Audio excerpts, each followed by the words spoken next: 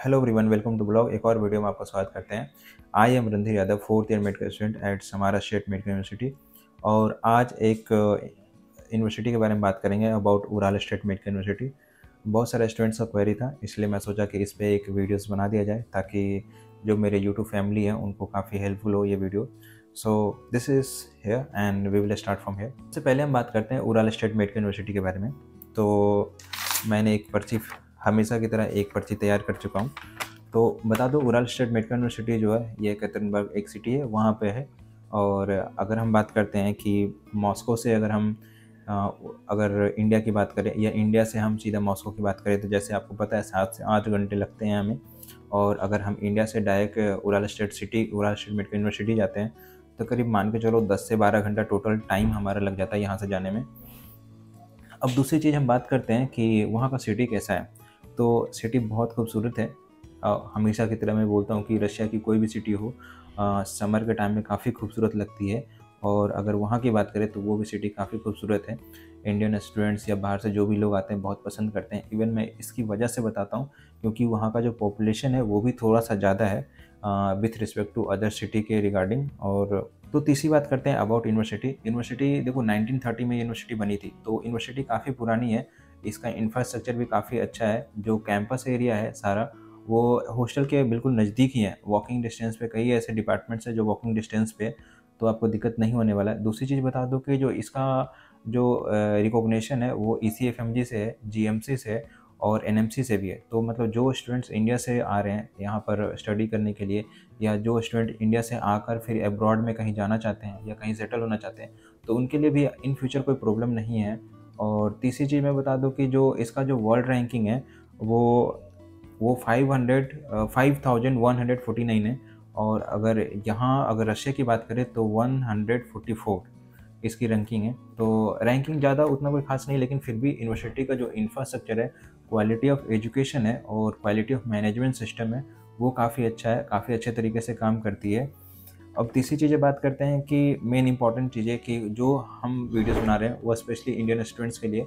तो जो Indian students हैं वो वहाँ पर कितने हैं, देखो ऐसा है कि पहले से स्टूडेंट्स नहीं आ रहे थे।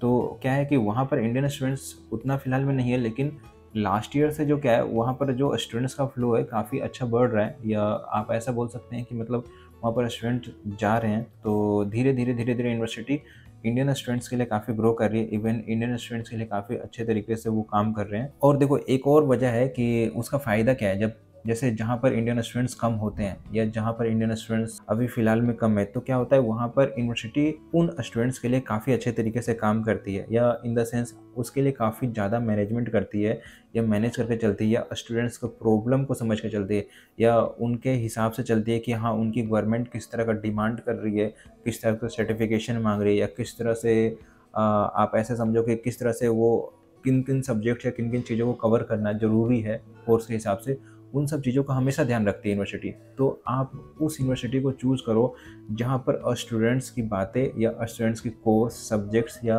स्टूडेंट्स की जो चीज़ें नीड है उनके हिसाब से वो रखी जाती है। तो वो यूनिवर्सिटी काफ़ी हेल्पफुल होता है, और मैं उराल स्टेट मेडिकल यूनिवर्सिटी को इसमें कंसिडरेशन रखता हूँ कि वो इन सब चीज़ों को ध्यान रख रही है। हम बात करते हैं कि कई ऐसे स्टूडेंट्स होते हैं जिनको जॉब करना होता है रशिया के अंदर आने के बाद, क्योंकि उनका फाइनेंशियल कंडीशन अच्छा नहीं होता है। तो उराल स्टेट मेडिकल यूनिवर्सिटी में जॉब कर सकते हैं जो बच्चे एडमिशन लेते हैं। लेकिन मेरा ऐसा मानना है कि फर्स्ट ईयर में आपके पास इतना टाइम नहीं होगा कि आप आकर यहाँ पर जॉब कर सको, क्योंकि क्लासेस काफ़ी ज़्यादा होते हैं और वीकेंड्स में आप खुद रेस्ट करना चाहोगे या अपने क्लोथ्स वगैरह वॉश करते हो या थोड़ा बहुत अपना माइंड को रिलैक्स देते हो ताकि फर्दर नेक्स्ट वीक आप प्रिपेयर हो क्लासेस के लिए।